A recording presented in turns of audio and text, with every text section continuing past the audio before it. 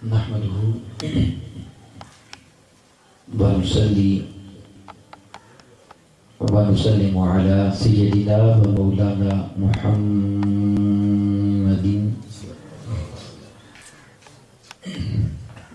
رسوله النبي الأمين المكين الحنين الكريم الرؤوف الرحيم.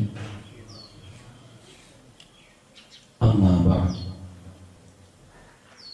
فأعوذ بالله من الشيطان الرجيم. بسم الله الرحمن الرحيم. لا إله إلا الله محمد رسول الله صدق الله مولانا العظيم. وقال الله تبارك وتعالى في شان حبيبه مخبرا وآمرا: إن الله وملائكته يصلون على النبي يا أيها الذين آمنوا صلوا عليه وسلموا تسليما.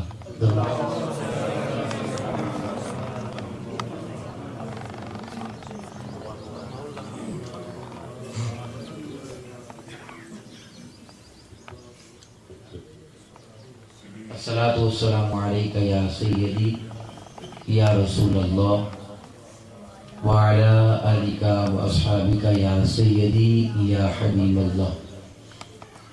نہایت واجب الاحترام قابل اساتذہ احترام جملہ علماء کرام، تحریک منہاج القرآن ہری پور کھلبٹ ٹاؤن شپ کے جملہ عہدیداران، وابستگان، رفقاء اور محبان، الحمدللہ تعالی جناب محترم ارشد نواز قادری صاحب کے اس گھر میں پیارے آقا علیہ السلام کی محفل میلاد پاک کا اہتمام کیا گیا ہے. دعا کرتا ہوں کہ رب کائنات اس محفل پاک کے صدقے میں اس گھر پہ پیارے آقا علیہ السلام کی رحمتوں اور پیارے آقا کی توجہ کا نزول اور خیرات عطا فرمائے.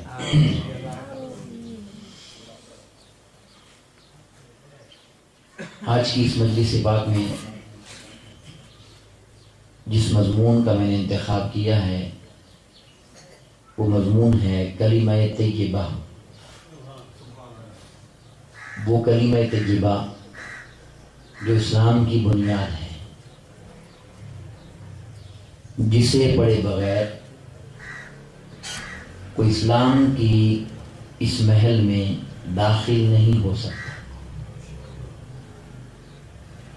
اور یہ کلمہ طیبہ پوری قرآن مجید فرقان حمید میں کہیں بھی پورا ایک مقام پر نہیں آیا ایسے اکٹھا لا الہ الا اللہ محمد الرسول، ایسے نہیں، دو حصوں میں آیا ہے. لا الہ الا اللہ یہ الگ مقامات پر، اور محمد الرسول اللہ صلی اللہ علیہ وسلم یہ الگ مقام. مگر یہ جو کلمہ طیبہ ہے اس پر گفتگو کرنے کا مقصد یہ ہے کہ یہ سمجھا جائے کہ اس رب کائنات نے اس کلمہ طیبہ کے اندر اپنے محبوب پاک کی کیا کیا عظمتیں اور کیا کیا مقامات بیان فرمائے. پھر ذرا آپ توجہ فرمائیں کہ اگر اس کلمہ طیبہ کے اندر اس نے اپنے محبوب کی یہی عرفتیں بیان فرمائی ہیں تو پھر اس اسلام میں اس کے محبوب پاک کا مقام کیا ہوگا. آپ سمجھ آئی بات؟ ایک شعر میری نظروں سے گزرا تھا. ایک شاعر نے لکھا: کیسے ممکن ہے تیری ذات کو سمجھنا یا رب، کیسے ممکن ہے تیری ذات کو سمجھنا یا رب، جس کا محبوب ہو محمد جیسا وہ خود کیسا ہوگا. آپ سمجھے نا؟ جس کا محبوب ہو محمد جیسا سمجھے وہ خود کیسا ہوگا. یہ عظمت کی بات. تو سامعین عزیز بکار اس کلمہ طیبہ کے دو حصے ہیں. بڑی توجہ سے یہ بات سمجھ لیں. یہ کام آنے والی چیز ہے، قیمتی چیز ہے. چونکہ ماحول ایک گھر کا ہے، خطابات کا رنگ اور ہوتا ہے. اس مجلس سے میں نے فائدہ اٹھا کر چاہا کہ یہ اہم بات اور عقیدہ آپ کے سامنے رکھ دیا جائے. اس کے دو حصے ہیں. پہلا حصہ ہے لا الہ الا اللہ، یہ ایک حصہ ہے. اور دوسرا حصہ ہے محمد رسول اللہ. پہلا حصہ ہے توحید. کیا ہے؟ کہ اللہ کے سوا کوئی عبادت کے لائق نہیں ہے، یہ توحید ہے. اور دوسرا حصہ ہے محمد الرسول اللہ، کہ محمد صلی اللہ علیہ وسلم اللہ کے رسول ہیں. یہ ہے رسالت، یہ ہے رسالت. اب آپ دیکھیں، سب سے پہلی بات جو میں آپ کو سمجھانا چاہتا ہوں، توحید ایک الگ مضمون ہے اور رسالت ایک الگ مضمون ہے. الگ ذات ہے، اللہ کی ذات الگ ہے اور محبوب کی ذات اور یہ الگ ہے. اب قاعدہ اور اصول یہ ہے عربی کا بھی اور اردو کا بھی، کہ جب دو چیزوں کا ذکر آ جائے، دو باتوں کا ذکر آ جائے، دو مضامین کا ذکر آ جائے، دو ذاتوں کا ذکر آ جائے، تو پھر یوں کہا جاتا ہے کہ ارشد اور اکبر. ارشد اکبر نہیں کہتا، ارشد اور اکبر آتا ہے. ٹھیک ہے؟ یہ بات سمجھ رہے ہیں یا نہیں؟ سائنس اور انگلش، انگریزی. وہ یہ نہیں کہتا سائنس انگریزی. دو شہروں کا نام آ جائے، ہری پور ایبٹ آباد، تو کہا جائے گا ہری پور اور ایبٹ آباد. ٹھیک ہے یہ بات؟ بولیے. آج اور کل کہنا ہو تو آج کل نہیں کہتے، آج اور کل. تو یہ جو اور کا لفظ ہے یہ دوئی پیدا کرتا ہے. یہ کیا پیدا کرتا ہے؟ دوئی. کہ یہ الگ چیز، یہ الگ چیز. سائنس اور انگلش، اور نے دوئی پیدا کر دی. اور اس اور کے لیے جو لفظ آتا ہے وہ عربی میں واو آتا ہے. علی و عمر، علی اور عمر. آپ سمجھ رہے ہیں؟ وہ سمجھ آ رہی ہے یا نہیں؟ تو اور کے لیے واو آتا ہے اور یہ دوئی پیدا کرتا ہے. اب اس کلمہ طیبہ کے اندر مضمون دو تھے، مضمون دو تھے اور دو ہیں. ذاتیں دو ہیں، باتیں دو ہیں، مگر اس رب نے اور نہیں کہا. نہیں آیا لا الہ الا اللہ و محمد الرسول. واو آنا چاہیے تھا کہ اللہ کے سوا کوئی عبادت کے لائق نہیں اور محمد صلی اللہ علیہ وسلم اس کے رسول ہیں، مگر اللہ نے اور نہیں لکھا. اب اس کا صحیح ترجمہ یہ ہے لا الہ الا اللہ، اللہ کے سوا کوئی عبادت کے لائق نہیں، محمد الرسول اللہ، محمد اللہ کے رسول ہیں، اور نہیں ہے. لکھا جاتا ہے اور آپ ترجمہ پڑھیں، جو لکھتے ہیں انہیں سمجھ نہیں آئی. کیونکہ اور تو تب لکھو جب واو آتا، مگر اس نے واو نہیں رکھا. اس نے کہا آگے تو پورا قرآن کوئی قسمت سے پڑھے گا اور جس کے نصیب ہوں گے وہ سمجھے گا. تو جس کلمے کو پڑھ کے مسلمان ہو رہا ہے اسی کو سمجھ جا،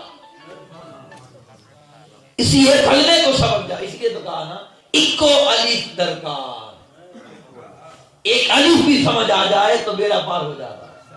تو رب کائنات نے اور نہیں رکھا، واو نہیں رکھا، کیونکہ وہ بتانا یہ چاہتا تھا کہ توحید الگ ہے، رسالت الگ ہے، اللہ کی ذات اور محبوب کی ذات الگ ہے، یہ مضامین جدا ہیں، یہ اسلوب جدا ہے، یہ بات جدا ہے، مگر اور نہیں رکھا، مگر اور نہیں رکھا، کیونکہ اور دوئی پیدا کرتا ہے، اور دوئی پیدا کرتا ہے، تو اس نے دو مضمون رکھ کر بھی بات ایک ہی کی، کیونکہ وہ بتانا یہ چاہتا تھا کہ لوگوں ان دونوں ذاتوں میں دوئی نہ کرنا، ان دونوں مضامین میں دوسرا نہ کرنا، انہیں الگ نہ کرنا، بات میری ہو یا اس کی ہو وہ ایک ہی رہے گی، عنوان توحید کا ہو یا رسالت کا ہو وہ ایک ہی رہے گا، مضمون توحید کا ہو یا رسالت کا ہو وہ ایک ہی رہے گا۔ اسی لیے جب عاشق کو مضمون سمجھ آیا تو اس نے کہہ دیا ہک ہے، اس پہ فتوے بھی لگ جاتے ہیں نا، ہک ہے ہک ہے ہک ہے، جڑا ہک نو ڈو کر جانے وہ کافر دے مشرک ہے۔ آپ سمجھ گئے بات؟ یہ ذاتیں تو دو ہی ہیں، مگر انہیں ایک اس لیے بنایا ہے کہ کوئی یہ نہ سمجھے کہ میں توحید کے پیچھے چلوں گا، رسالت کی ضرورت نہیں۔ آپ سمجھ؟ اس نے کہا نہیں نہیں، یہ دونوں بات ایک ہی ہیں، جب ان کو جمع کر لو گے تو تمہیں حقیقت نصیب ہو جائے گی۔ اب کوئی چاہے، بدقسمتی ہے اس امت کی، بدقسمتی ہے کہ کچھ صرف توحید کے پیچھے چل پڑے، کچھ صرف لا الہ الا اللہ کو لے کے چل پڑے، اور کچھ صرف محمد رسول اللہ کے پیچھے چل پڑے۔ نہیں، بات پوری ہوتی تب ہے جب دونوں کو اکٹھا سمجھا جائے۔ آپ سمجھ رہے ہیں بات؟ اب میں اس کی بات کہتا ہوں جو علمی، اس سے آگے کی بات کہنا چاہتا ہوں وہ یہ ہے، آپ دیکھیے یہ جو پہلا حصہ ہے نا لا الہ الا اللہ، یہ دعویٰ ہے۔ کیا ہے؟ دعویٰ ہوتا ہے۔ میں کوئی دعویٰ کر دوں، جیسے میں کہوں جی کہ میں بہت بڑا ولی ہوں، ایک دعویٰ کرتا ہوں میں ولی ہوں، میں غوث ہوں، میں کچھ سمجھانے کے لیے کہہ رہا ہوں، آپ مجھے کہیں گے بھائی اس دعوے کی دلیل دو، تم کیسے بن گئے غوث؟ آپ دلیل مانگے گے یا نہیں؟ تو یہ دعویٰ ہے لا الہ الا اللہ، اور اس دنیا کا سب سے بڑا اور سچا دعویٰ ہے، اور وہ کیا ہے؟ اللہ فرما رہا ہے میرے سوا کوئی عبادت کے لائق نہیں ہے، کسی اور کے سامنے سر نہ جھکانا، کسی اور کو معبود نہ بنانا، صرف میری عبادت کرنا، یہ دعویٰ ہے۔ اب سن لیں، دعویٰ کبھی بھی دلیل کے بغیر نہیں مانا جاتا، کبھی بھی نہیں مانا جاتا۔ جب بھی کوئی دعویٰ کرے گا، آج چلے جائیں عدالت میں تو جج اس سے دلیل مانگتا ہے، ٹھیک ہے یہ بات؟ اب اتنا بڑا جو دعویٰ اللہ نے کیا کہ میرے سوا کوئی عبادت کے لائق نہیں، تو اس سے پوچھا، بولا تیرے اس دعوے کی دلیل کیا ہے؟ تیرے اس دعوے کی دلیل کیا ہے؟ اب ذرا توجہ سے سمجھیں، یہ ساری کائنات اللہ کی دلیل ہے۔ یہ درخت بھی بتاتا ہے کہ کوئی ہے جس نے مجھے پیدا کیا، یہ آسمان بتاتا ہے کوئی ہے جس نے مجھے پیدا کیا، یہ زمین بتاتی ہے کوئی ہے جس نے مجھے، یہ میں آپ ہر چیز ہے، مگر اس نے کسی کو اپنی دلیل نہیں کہا۔ اس نے کہا یہ زمین و آسمان، یہ انسان، یہ حیوان، یہ چرند، یہ پرند، یہ سارے میرے دلائل ہیں، مگر لوگوں اگر جاننا چاہو کہ میری دلیل کیا ہے تو وہ ایک ہی ہے۔ سبحان اللہ۔ مولا وہ کیا ہے؟ فرماتا ہے محمد الرسول اللہ، لوگوں میری دلیل محمد مصطفیٰ ہے صلی اللہ علیہ وسلم، بولیے محمد مصطفیٰ ہے صلی اللہ علیہ وسلم۔ اب سن لیجیے گا بات بڑی توجہ سے، اگر دلیل پکی ہو تو دعویٰ مان لیا جاتا ہے، اور اگر دلیل کمزور ہو تو لوگ دعویٰ بولیے نہیں مانتے۔ دعویٰ سچا ہو یا جھوٹا، یہ بڑی خاص بات ہے، دعویٰ سچا ہو یا جھوٹا، اس کا سارا دار و مدار دلیل پر ہوتا ہے، دلیل پر ہوتا ہے۔ تو رب کائنات نے اتنے بڑے دعوے کے لیے لازم تھا کہ اتنی بڑی دلیل دی جائے۔ کہ ساری دنیا میں سے جسے اپنی دلیل بنایا وہ سیدہ آمنہ کا لال محمد مصطفیٰ ہے صلی اللہ علیہ وسلم. اسے یقین ہے اس بات پر کہ ہر چیز کا انکار ہو سکتا ہے. اب سنیے، ہر بات کو رد کیا جا سکتا ہے، مگر سونیا تجھے بنایا ایسا ہے اور تجھے سجایا ایسا ہے اور تجھے عظمتیں وہ دی ہیں اور تجھے کمال وہ دیا ہے کہ میرے لیے فقط تو ہی کافی ہے. اب جو مجھے ماننا چاہے وہ محمد مصطفیٰ کو دیکھ لے، جو مجھے جاننا چاہے وہ میرے مصطفیٰ کو جانے، جو میرا ہونا چاہے میرے محبوب کا ہو جائے، کیونکہ روح زمین پر میری دلیل ذات محمد مصطفیٰ ہے صلی اللہ علیہ وسلم. اب میں اسے اگلی بات بھی کہہ دوں، یہ بڑا رولا ہے، اور وہ رولا یہ ہے کہ لوگ آقا علیہ السلام کی ذات پر بات کر لیتے ہیں، حضور کے علم پر، حضور کی ذات پر، حضور کی عطا پر، حضور کی خیرات پر، حضور کی توجہ پر، حضور کی نسبت پر، حضور کی شفاعت پر، آپ کے علم غیب پر، آپ کے ظاہر و باطن پر، آپ کے حاضر و ناظر پر، اور آپ کی حیات طیبہ پر. تو سننے بڑی توجہ سے، اگر کوئی دلیل کو مانے تو اس کا مطلب ہے اس نے دعویٰ مانا، اس نے دعویٰ. اور اگر کوئی دلیل کو نہ مانے اس کا مطلب کیا ہوتا ہے؟ بولیے، اس نے دعوے کو نہیں مانا. دونوں صورتوں میں دلیل کا کچھ نہیں بگڑتا. جس نے دلیل مانی اس نے دعویٰ مانا، اثر دعوے پر پڑا، اور جس نے دلیل کا انکار کیا تو اثر بولیے دعوے پر پڑا. اس نے کہا سونیا تجھے دعویٰ نہیں بناتا تاکہ تیری ذات پر فرق نہ پڑے، تجھے تو بناتا ہوں دلیل. اب جو تیری شانیں مانتا گیا اس کا مطلب یہ ہوگا وہ مجھے مانتا گیا، اور جو تیری شانوں کا انکار کرتا گیا تیری ذات پر فرق کچھ نہیں پڑے گا، اس کے سارے اعتراض میری ذات پر بنتے جائیں گے، اور جو میری ذات کا منکر ہو جائے گا اسے پھر قیامت کے دن خود پوچھ لیا جائے گا. اب سمجھے بات؟ کتنا خیال ہے اسے اپنے محبوب کا. اور ذات محترم، اگر آپ قرآن و حدیث کا مطالعہ کریں تو میں نچوڑ عرض کرنا چاہتا ہوں، اللہ جانتا ہے اس نے جب اپنا دعویٰ کیا اپنی ذات کا تو دلیل مصطفیٰ کو بنایا، یہ جو کلمہ میں نے دیا ہے، اور جب بات محبوب کے دعوے کی آئی تو دلیل خود بن گیا. یہ کتنا پیار ہے کہ سونیا جب میں دعویٰ ہوں گا دلیل تو ہوگا، اور جب تیرا دعویٰ ہوگا تو دلیل بھی میں ہوں گا. اب کیسی ہے سنیے، آقا علیہ السلام کا ایک دعویٰ تھا کہ میں معراج پہ گیا ہوں. بولی میں معراج پہ گیا ہوں. اب اس نے خیال کتنا رکھا ہے کہ دعویٰ حضور کا ہی تھا، مگر اس نے حضور کو کرنے نہیں دیا، اس نے حضور کو نہیں کرنے دیا. آقا علیہ السلام نے یہ نہیں فرمایا کہ میں معراج پر گیا، سننے توجہ سے نہیں فرمایا. قرآن میں جب معراج کا واقعہ ہو گیا کافر پریشان ہو گئے، صحابہ سے پوچھنے لگے یہ کیسے ہو سکتا ہے. وہ آ گئے حضور کے پاس، یا رسول اللہ صلی اللہ علیہ وسلم آپ نے کوئی دعویٰ کیا ہے، کوئی معراج پہ جانے کا دعویٰ کیا ہے؟ اب سنیں جواب. میرے آقا نے فرمایا نہیں بھائی میں نے تو کوئی دعویٰ نہیں کیا. تو حضور پھر یہ کیا معاملہ ہے معراج والا؟ آقا نے فرمایا دعویٰ تو میں نے کوئی نہیں کیا، اس نے ایک آیت بھیجی ہے، اس نے کیا ہے دعویٰ. سونیا کیا کیا اس نے دعویٰ؟ تو آپ نے فرمایا سبحان الذی اسریٰ بعبدہ، پاک ہے وہ ذات جو لے گئی اپنے بندے کو. یہ نہیں فرمایا میں پاک ہوں جو گیا، نہیں، پاک ہے وہ ذات جو لے گئی اپنے بندے کو. حضور یہ کیا مانا ہے؟ فرمایا بھائی دیکھو اگر میں کہتا تو تم رد کر دے، تم اعتراض کرتے. اس نے مجھے کہنے ہی نہیں دیا. اس نے کہا لوگوں اس سے نہ پوچھو کہ کیسے گیا، کیونکہ یہ تو کہتا ہی نہیں کہ میں گیا، میں کہتا ہوں میں لے گیا.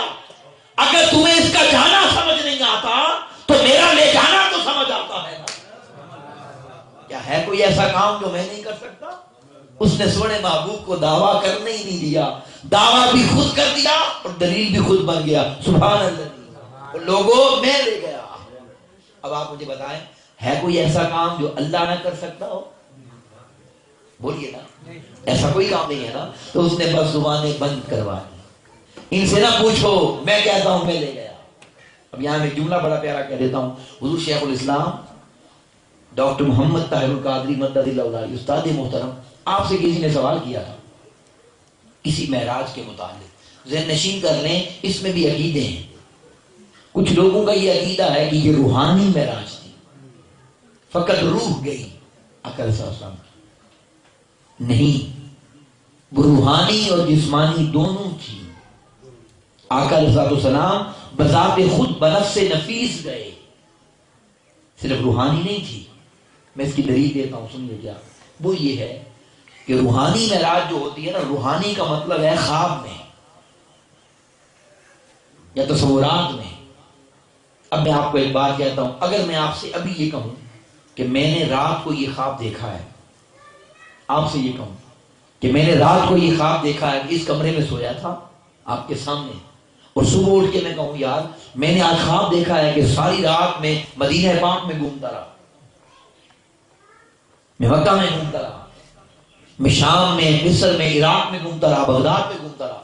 اب مجھے بتائیں کوئی بندہ میرے اس خواب پہ اعتراض کرے گا؟ بولیے نہیں کرے گا نا. اور اگر آپ سے میں یہ کہوں کہ یار رات جب میں سو گیا تھا 12-1 بجے اور صبح 5 بجے سے پہلے میں مکہ، مدینہ، عراق، بغداد سارا گھوم کے آ گیا، آپ پوچھیں گے خواب؟ میں کہوں گا نہیں یار میں خود. اب آپ مانیں گے؟ بولیے. آپ کہیں گے تماشا بنایا ہوا بھائی، ایک رات میں کیسے ہو گیا؟ آپ سمجھ رہے ہیں بات یا نہیں؟ تو خواب ایسی چیز ہے جس پر اعتراض ہوتا ہی نہیں. جو مرضی کوئی کہہ دے کہ میں ہو آیا، آدھے گھنٹے میں دنیا گھوم آیا، ٹھیک ہے خواب ہی ہے نا. رولا تو بنے گا ہی تب جب میں کہوں میں خود گیا. میں تو لوگوں کتنی تعجب کی بات ہے جو اس معراج پر اعتراض کرتے ہیں، انہیں توجہ ادھر کرنی چاہیے کہ ان کے اعتراض کرنا ہی اس معراج کا سچا واقعہ ہونے کی سب سے بڑی دلیل ہے. کیونکہ اگر آقا فرماتے میں خواب میں گیا کوئی اعتراض نہ کرتا. اعتراض تو بڑا ہی تب جب میں خود گیا، تو لوگ پریشان ہو گئے خود کیسے گیا. آپ سمجھ لیں یہ بات یا نہیں؟ تو ذات محترم کتنی عجیب بات ہے، اس رب کائنات نے محبوب کی عظمت کو ہر جگہ اجاگر کر دیا، ہر جگہ واضح کر دیا. لوگوں نے اعتراض کیے، اسی لیے کیے کہ بنفس سے نفیس گئے تھے. اگر بات خواب کی ہوتی تو دنیا اعتراض نہ کرتی.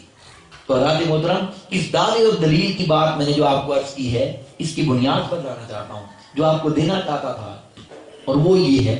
توجہ کریں، یہ جو دلیل ہے لفظ محمد الرسول اللہ، یہ قرآن مجید کی آیت ہے.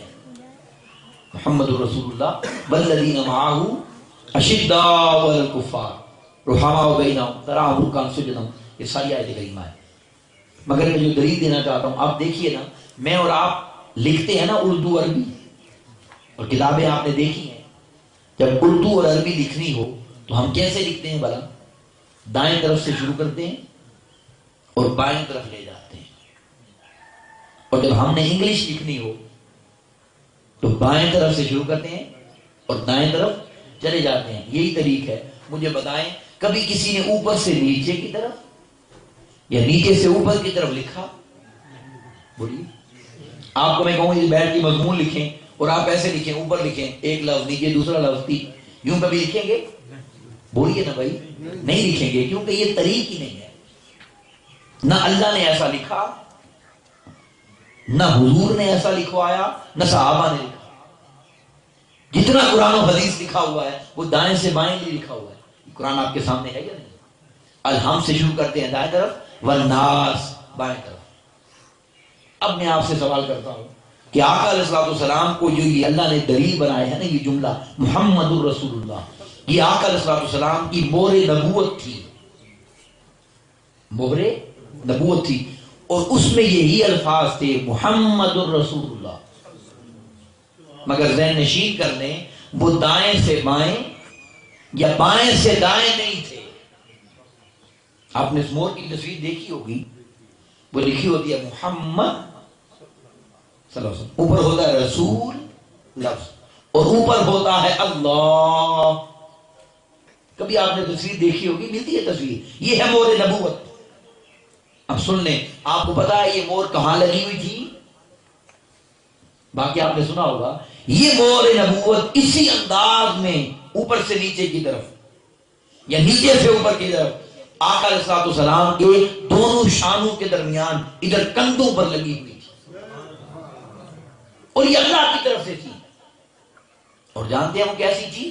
یہاں پر آقا علیہ الصلوۃ والسلام کی جو مہر نبوت تھی نا، وہ اتنا حصہ، وہ گوشت تھوڑا ابھرا ہوا تھا، ایسے تھوڑا اوپر کی طرف ابھرا ہوا تھا۔ جیسے دیکھیں، اللہ معافی عطا فرمائے، میں سمجھانے کے لیے کہہ رہا ہوں، جسم تو نارمل ہوتا ہے نا، ایسے نارمل ہوتا ہے، کوئی زخم بن جائے، کوئی دانا پھوڑا پھینسی بن جائے تو وہ جسم ابھر جاتا ہے کہ نہیں؟ وہاں تھوڑا سا اوپر ابھر جاتا ہے۔ یا کسی کی گلٹی ہو اور وہ گلٹی تھوڑی سی ابھری ہوئی ہوتی ہے، بس وہ ایسا ابھرا ہوا تھا وہ حصہ۔ اور صحابہ فرماتے ہیں ہمیں ایسا لگتا تھا جیسے کسی پرندے کا گھونسلہ ہو، اس طرح ابھرا ہوا ہوتا تھا، یہ تھا۔ اور اس میں ایسا ہی لکھا ہوا تھا، نیچے محمد، اوپر رسول، اوپر اللہ۔ اور یہ صحابہ جانتے تھے کہ لکھا ہے کیسے۔ ایک دن آقا علیہ الصلوۃ والسلام نے صحابہ سے فرمایا جس نے مجھ سے بدلہ لینا ہو آج لے لو۔ کیا مقام ہے! ایک صحابی کھڑے ہو گئے، یا رسول اللہ میں نے بدلہ لینا ہے۔ کیا ہوا تھا بھائی؟ حضور آپ ایک دفعہ صفیں سیدھی کروا رہے تھے نماز کے لیے، مجھے آپ کی چھڑی لگ گئی، صحابہ ڈرنے لگ گئے کہ یہ کیا کرنے والا ہے۔ حضور میں نے بدلہ لینا ہے۔ اچھا جاؤ، چھڑی لے کر آگے آ گئے۔ اندازہ کریں، قربان جائے، صحابی قریب پہنچے، عرض کی یا رسول اللہ جب مجھے چھڑی لگی تھی میرے جسم پہ قمیض نہیں تھا، میرے آقا علیہ الصلوۃ والسلام نے اپنی قمیض مبارک اتار دی، آؤ بدلہ لے لو۔ جب آقا علیہ الصلوۃ والسلام نے قمیض مبارک اتاری، اس صحابی نے چھڑی کو دور پھینکا، پیچھے سے جا کے حضور کو پکڑا اور مہر نبوت کو چومنے لگ گئے۔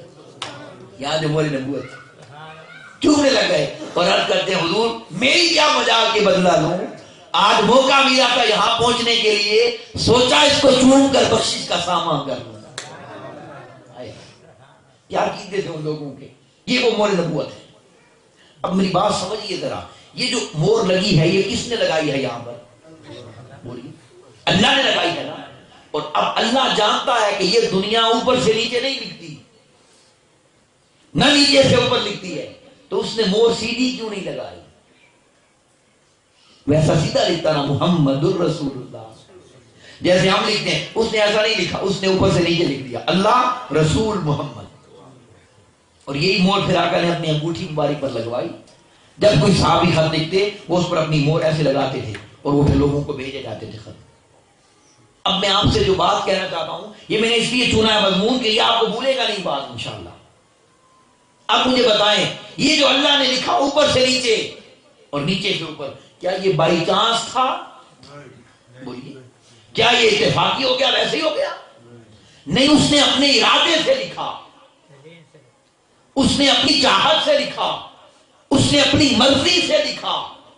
اب اس سے پوچھتے ہیں، مولا تو نے اوپر سے نیچے، اس کی دونوں ترتیبیں ہوتی ہیں، اگر اوپر سے نیچے آئیں تو یہ ہوتی ہے نزولی ترتیب، نازل نیچے آنا، اور نیچے سے اوپر جائیں تو یہ ہوتی ہے عروجی ترتیب، نیچے سے اوپر جانا۔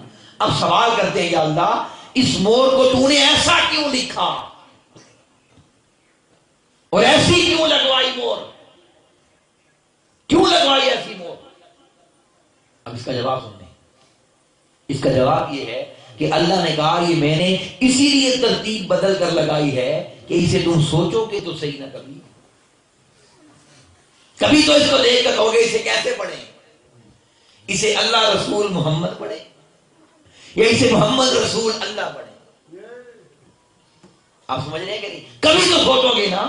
تو اس نے سمجھا دیا، لوگوں آؤ میں تمہیں سمجھاؤں، آؤ میں تمہیں سمجھاؤں، میں اللہ ہوں، اوپر لکھا ہے میں اللہ ہوں، اور اس کے بعد نیچے رسول لکھا ہے، اور اس کے بعد نیچے محمد لکھا ہے صلی اللہ علیہ وسلم۔ تو یہ ترتیب میں نے اس لیے بنائی ہے کہ تمہیں بتانا چاہتا ہوں، ایرے گہرے بندوں سے باتیں نہیں کرتا، میں تو اوپر ہوں، میں کیوں ہر کسی سے کلام کروں؟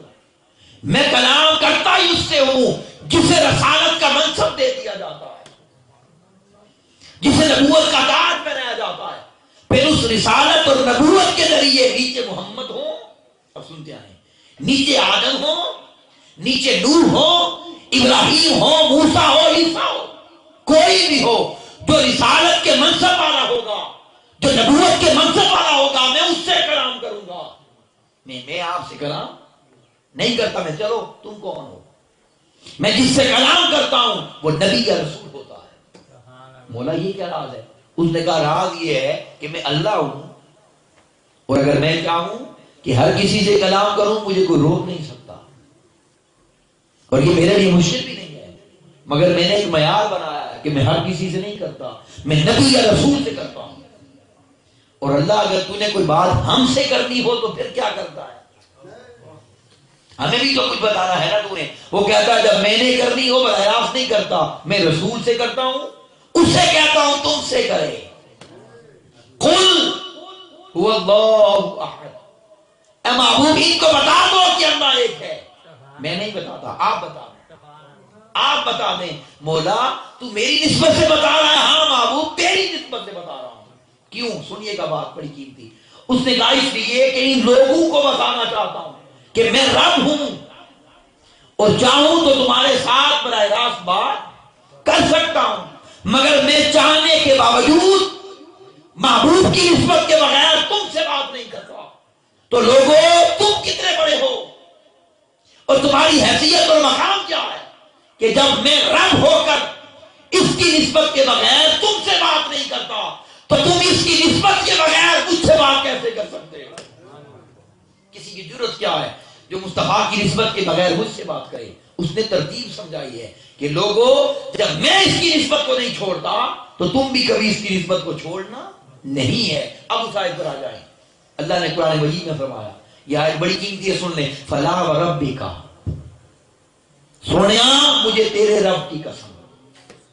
اللہ نے اپنا نہیں کہا مجھے اپنی قسم، مجھے دنیا کے رب کی قسم۔ کہتا ہے فلا وربک سورۃ النساء، اے محبوب مجھے اس کی قسم جو تیرا رب ہے۔ اب میں آپ سے سوال کرتا ہوں، اللہ بے نیاز ہے یا نہیں؟ بے نیاز ہے نا؟ وہ اپنی قسم کھانے کے لیے کسی کی نسبت کا محتاج نہیں ہے، نہیں ہے محتاج، مگر پھر بھی حضور کی نسبت کے بغیر قسم نہیں کھاتا، محتاج نہیں ہے، نہیں کھاتا۔ اس لیے کہ ہمیں بتانا چاہتا ہے لا یؤمنون، تم مومن نہیں بن سکتے، تم مومن نہیں بن سکتے۔ کیسے؟ ادھر دیکھو، جب میں رب ہو کر اس کی نسبت کو نہیں چھوڑتا تو تم اس کی نسبت کے بغیر مومن کیسے بن سکتے؟ کائنات میں مومن بنتا ہی وہ ہے جو مصطفیٰ کی نسبت والا ہو جاتا ہے، جسے محبوب محمد مصطفیٰ کی نسبت نصیب ہو جاتی ہے۔ بخاری شریف کی حدیث ہے، آقا علیہ السلام نے سیدنا ابو ہریرہ کو بلایا رضی اللہ عنہ، اور آقا نے فرمایا اے ابو ہریرہ جا مدینے کی گلیوں میں اعلان کر۔ سنیے گا، حضور کیا اعلان کروں؟ جا اعلان کر من قال لا الہ الا اللہ دخل الجنہ، جس نے ایک بار بھی لا الہ الا اللہ پڑھ لیا وہ بالآخر جنت میں جائے گا، اپنے گناہ اپنا حساب و کتاب پورا کر کے آخر جنت میں جائے گا، وہ دوزخ میں ہمیشہ نہیں رہے گا۔ ابو ہریرہ رضی اللہ تعالیٰ دوڑ پڑے، یہ بڑی خوشخبری ہے۔ آقا نے فرمایا ٹھہرے ذرا، ادھر آ، پہلے ادھر آ، یہ خوشخبری لے کے جا رہا ہے، ساتھ ایک چیز بھی لے جا۔ حضور کیا لے جاؤں؟ یہ میرے نالین اٹھا کے لے جا، ہاتھوں میں رکھیں، یہ میرے نالین اپنے ہاتھوں میں رکھ۔ وہ نالین اٹھائے ایسے ہاتھوں میں اور چل پڑے، جو ملتا اسے کہتے تھے۔ حضور نے فرمایا جو کلمہ پڑھے جنت میں جائے، جو ملتا اسے کہتے، حضور نے فرمایا جو کلمہ پڑھے وہ جنت میں جائے۔ اب میں اس کی تشریح تھوڑی کرنا چاہتا ہوں، یہ جنت کا اعلان کروانے کے لیے نالین ہاتھوں میں کیوں دیے؟ اس کی علماء نے تشریح کی ہے، اللہ جانتا ہے، اپنی اپنی تشریح ہوتی ہے۔ کسی عالم نے یہ تشریح کی ہے کہ نالین اس لیے پکڑا ہے کہ اتنا بڑا اعلان تھا کہ جو پڑھے گا جنت میں جائے گا، تو اس اعلان کو سچا کہنے کے لیے نالین دیے کہ کوئی یہ نہ سمجھے کہ ابو ہریرہ اپنی طرف سے کہہ رہا ہے۔ اب میں ایک جملہ کہنا چاہتا ہوں، ہمارا جو کتاب حدیث کا ذخیرہ ہے نا، اس میں سب سے زیادہ روایتیں ہیں ہی سیدنا ابو ہریرہ کی۔ تو یہ کوئی ایسا بندہ تو نہیں تھا کہ جس پر کسی کو اعتماد نہ ہو، کوئی نیا بندہ ہو تو اس سے نہ جو نہ مانے اسے دکھانا. یہ تو ایسا بندہ ہے جس نے ہر حدیث دی بغیر نعرے نے پاک کے دی اور ہم نے مانی. تو حضرات محترم حضور شیخ الاسلام ڈاکٹر محمد طاہر القادری مدد اللہ علیہ فرماتے ہیں، آپ فرماتے ہیں وہ نعرین ان کی فقاہت کے لیے نہیں تھا، ان کی ذات کو منوانے کے لیے نہیں تھا، اور ان کی بات سچی ثابت کرنے کے لیے نہیں تھا. وہ تو سچے ہیں. نعرین اس لیے پکڑائے کہ لوگوں کو بتا دے کہ جو کلمہ پڑھے گا وہ جنت میں جائے گا. مگر نعرین اس لیے دے رہا ہوں کہ وہی کلمہ پڑھنے والا جنت میں جائے گا جس کے کلمے کو میرے نعرین کی نسبت نصیب ہو جائے گی، جو میرے نعرین پاک کی نسبت والا ہوگا، اور جو میری نسبت کا منکر بن کے لاکھ کلمے پڑھتا رہے اس کا جنت کے ساتھ واسطہ نہیں بن سکتا، اس کی جنت کے ساتھ کوئی نسبت نہیں بن سکتی. اب اس ترتیب کو سمجھیں. یہ جو کلمہ میں اللہ نے ترتیب دی ہے اس کو سمجھیں. اللہ نے کہا لوگوں میں اوپر ہوں، مجھ تک آنا چاہتے ہو نا، مجھ تک آنا چاہتے ہو نا. ہاں اللہ آنا چاہتے ہیں. اب میں مثال سے سمجھا، یہ مثال ادھر کے لیے نہیں ہے، صرف سمجھانے کے لیے کہ چھت پہ جانا ہو تو یہاں سے کوئی چڑھ سکتا ہے سیڑھی کے بغیر؟ یہ آپ کے سامنے ہے نا، ذرا دیکھ لیں. کوئی کہے نا ذرا میں یہاں سے چڑھ جاؤں گا، بولیے نہیں چڑھ سکتا نا. سیڑھیاں ہونی چاہیے نا. اللہ نے کہا اچھا اگر اوپر آنا چاہتے ہو نا میری طرف توحید کی چھت پر، ہاں بولا آنا چاہتے ہیں تو میں نے 2 سیڑھیاں رکھی ہیں. جی میں نے 2 سیڑھیاں رکھی ہیں. کون سی؟ ایک سیڑھی رکھی ہے محمد نیچے، اور ایک رکھی ہے رسالت. اگر کوئی توحید کی چھت پہ آنا چاہتا ہے تو اسے پہلی سیڑھی محمد مصطفیٰ سے ملنا ہوگا، پھر رسالت سے جڑنا ہوگا. جس نے یہ 2 سیڑھیاں پا لی اسے توحید مل سکتی ہے. اور کوئی 2 کو چھوڑ کر آنا چاہے وہ ساری زندگی چھلانگے لگاتا جائے اسے توحید کی منزل نصیب نہیں ہو سکتی. آپ سمجھیں ترتیب؟ نیچے لکھا محمد، اوپر رسول، اوپر اللہ. اس نے کہا جو اللہ تک آنا چاہے وہ اس رستے سے ہو کر آئے، وہ اس نسبت کے ذریعے آئے، وہ مصطفیٰ کی غلامی کے ذریعے آئے، ورنہ اسے سب کچھ مل سکتا ہے، اللہ اور توحید کی نسبت نہیں مل سکتی. اب میں اس کی مثال آگے سمجھاتا ہوں. اب یہاں کچھ لوگ یہ سمجھتے ہیں کہ ذات کچھ نہیں ہوتی، استغفر اللہ، یہ ذات کی نسبت کچھ نہیں ہوتی، بس رسالت ہی سب کچھ ہے. ہم کہتے ہیں بھائی محبت کرنی چاہیے، وہ کہتے ہیں محبت کا مطلب یہی ہے کہ سیرت پر عمل ہو. اسے توجہ سے سمجھیں. وہ کہتے ہیں سیرت پر عمل ہو. تو حضرات محترم نہیں، ایسا نہیں ہے. اب آپ کہیں گے وہ کیسے؟ تو حضرات محترم یہ جو اگر سیرت ہی سب کچھ ہوتا تو اللہ نیچے نام لکھتا ہی نہ. اللہ رسول اللہ کہہ دیتا کہ جو رسول کی رسالت سے جڑے گا، رسالت کی سیرت ہوتی ہے، پیروی ہوتی ہے رسالت کی، ذات کی پیروی نہیں ہوتی. ورنہ ذاتیں تو سارے ہی ہیں، ہر کسی کی ذات ہے. پیروی رسالت کی ہوتی ہے، مگر اس نے پیروی کو درمیان میں رکھا اور نیچے ذات کو رکھا. محمد یہ نام ہے، یہ وہ اعلان ہے. میں آپ کو دعوت دینا چاہتا ہوں. حضور شیخ الاسلام ڈاکٹر محمد طاہر القادری مدد اللہ علیہ کا سیالکوٹ کا خطاب ہے. من انا، میں کون ہوں؟ حضور کا فرمان. آپ نے مجمع میں کھڑے ہو کے صحابہ سے پوچھا لوگوں میں کون ہوں؟ من انا. کسی نے کہا آپ رسول اللہ ہیں. آپ نے فرمایا نہیں، وہ میرا منصب ہے. میں رسول اللہ نہیں، وہ میرا منصب ہے. بتاؤ میں کون ہوں، میرا بتاؤ. تو رسالت تو منصب ہوتی ہے، ذات نہیں ہوتی. تو میں پوچھا کہ حضور آپ کون ہیں؟ فرمایا میں وہ ہوں جو میرے ابراہیم کی دعا ہے. میرا پوچھتے ہو کون سی دعا؟ جب کعبہ بنایا تو اللہ سے مانگا وہ محبوب مجھے دے دے، میں دعائے ابراہیم ہوں. اچھا حضور آپ اور کون ہیں؟ فرمایا میں عیسیٰ کی بشارت ہوں جو اپنی قوم کو بتایا کرتے تھے میرا کلمہ پڑھو، مگر جب کملی والا آ گیا سب اس کے ہو جانا. میں وہ دعا ہوں، میں وہ بشارت ہوں، میں وہ ہوں جسے اللہ نے نبیوں کا سزا. بہت ساری حدیث ہیں. میں وہ ہوں کہ قیامت کے دن اللہ کی حمد کا جھنڈا میرے ہاتھوں میں ہوگا. میں وہ ہوں کہ سب سے پہلے اللہ کا ذکر کرنے والا میں ہوں. میں وہ ہوں کہ سب سے پہلے شفاعت کرنے والا میں ہوں. اور فرمایا میں وہ ہوں کہ جس کے لیے سب سے پہلے زمین پھٹ جائے گی اور قیامت کے میدان میں سب سے پہلے مجھے لایا جائے گا. میں ہوں وہ. اب یہ اپنی ذات بتا رہے ہیں، یہ رسالت نہیں ہے. تو ذات الگ چیز ہوتی ہے، رسالت الگ ہوتی ہے. اللہ نے کہا سیدھے رسالت میں نہ جانا کہ بس ٹھیک ہے ہم نے نمازیں پڑھ لی تو یہی محبت. نہیں, پہلے ذات سے جڑنا.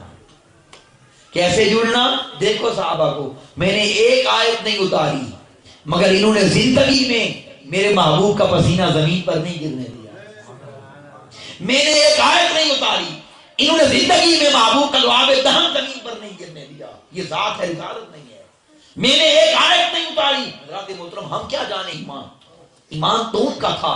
زندگی بھر صحابہ نے آقا علیہ السلام کی ناک مبارک کی رطوبت جو ناک سے نکلتا ہے یہ بھی زمین پر نہیں گرنے دیا, ہاتھوں پر اٹھا لیتے تھے اور جس کو مل جاتا تھا وہ تبرک سمجھ کر اس کو کھا جایا کرتا. اب یہ بدعت ہے, قرآن میں تو نہیں ہے. یہ وہ ذات ہے. اللہ کہتا ہے نمازیں پڑھنے سے پہلے اس کے ہو جانا, نماز روزے سے پہلے اس کی نسبت کو پا لینا, اس کی ادب کو پا لینا, اس کے نانین کی نسبت کو تھام لینا. جس کو وہ محمد مصطفیٰ کا ہو جانا مل جائے گا, جو اس کا دیوانہ ہو جائے گا, اسی کو رسالت کی خیرات ملے گی, اور جس کو رسالت کی خیرات ملے گی اسی کو اللہ کی معرفت ملے گی. اب کوئی یہ کہے کہ میں حضور کی نسبت کے بغیر, حضور کے عشق کے بغیر, حضور کے تعلق کے بغیر, درود و سلام کے بغیر, میلاد کے بغیر اللہ کو پا لوں, اسے سب کچھ مل سکتا ہے, اللہ کی معرفت نہیں مل سکتی. بولی اللہ کی معرفت نہیں مل سکتی. اللہ کی معرفت ملتی ہی اس کو ہے جسے مصطفیٰ کا ہو جانا نصیب ہو جاتا ہے. حضرات محترم یہ وہ نسبت اور خاص بات تھی جو صحابہ کو سمجھ آ گئی تھی, وہ سارے راز سمجھ گئے تھے. اب میں جواب دیتا ہوں آپ کو. آقا علیہ السلام نے سیدنا صدیق اکبر سے فرمایا کہ جاؤ صدیق اکبر یہ انگوٹھی لے جاؤ, اس پہ اللہ لکھوا لاؤ, اس پہ اللہ لکھوا لاؤ. حکم تھا, چلے گئے. رستے میں سوچا صرف اللہ لکھواؤں, ہمیں کیا پتا اللہ کون ہے, تم نے دیکھا ہی نہیں, ہم نے تو سنا ہی نہیں. اس انگوٹھی والے کو کہتے ہیں اس پہ اوپر اللہ لکھ دے, نیچے محمد. اس محمد نے تو بتایا ہے کہ اللہ کون ہے, یہی مانتا ہوں. نیچے محمد لکھ, اوپر اللہ لکھ. جا کے انگوٹھی والے کو دے آئے, اس نے لکھ دیا. سنیے گا, جب لینے گئے اس پہ 3 نام لکھے تھے. کیا؟ اوپر اللہ, محمد اور نیچے ابو بکر. ابو سے پوچھتے ہیں بھائی یہ میرا کیوں لکھ دیا؟ اب میں کیا جواب دوں گا سرکار کو؟ وہ کہے یار یہ میں نے نہیں لکھا, میں نے 2 ہی لکھے تھے, یہ پتہ نہیں کہاں سے آ گیا. وہ بھی حیران تھا. آپ چپ کر کے چل پڑے کہ آقا علیہ السلام سے پوچھتا ہوں, وہ تو سب جانتے ہیں. ہائے ہائے, انہیں تو سب خبر ہے, یہ صحابہ کا عقیدہ ہے. پہنچے, آقا نے فرمایا ابو بکر انگوٹھی دکھاؤ. ڈرنے لگ گئے, کیسے دکھاؤں, میرا نام کیسے آ گیا بیچ میں, میں کہاں قابل تھا ان ناموں سے جڑنے کا. عاجزی ہے نا. ڈرتے ڈرتے پیش کر دی. میرے آقا مسکرا پڑے. آقا نے فرمایا ابو بکر اس نے سچ کہا ہے, یہ تیرا نام اس نے نہیں لکھا. حضور یہ میں تو ڈر رہا ہوں, یہ کیسے لکھا گیا؟ اب سن لیں. آقا نے فرمایا ابو بکر تو نے میرا کیوں لکھوایا تھا؟ میں نے کہا تھا اللہ لکھ.